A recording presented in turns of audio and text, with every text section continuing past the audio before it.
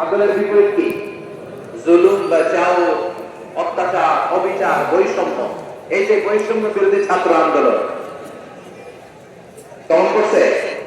এই যে একজন সমন্বয়কে দেখা করলো আমার সাথে, জুলুম মানে হচ্ছে বৈষম্য, বৈষম্যের স্থান ইসলামে নাই, অবিচারের স্থান ইসলামে নাই, জুলুমের স্থান ইসলামে নাই। আল্লাহ তাআলা বলেন যে আমি জুলুমকে নিজের জন্য হারাম করেছি এবং তোমাদের জন্য হারাম করেছি।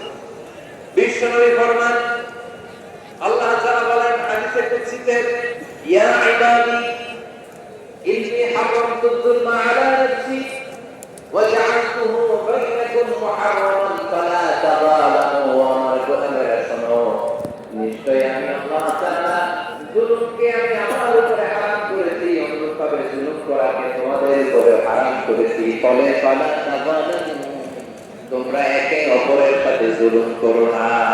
নির্দেশনাটা কার?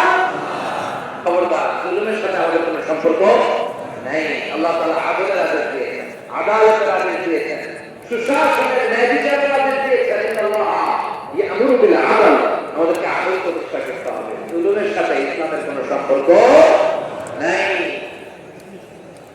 আল্লাহ তাআলা জালিমদের জন্য কঠিন শাস্তি প্রস্তুত করে রেখেছেন। যারা এই আদলকে বিরোধিতা করে জুলুমের রাস্তায় হাঁটতে চায়,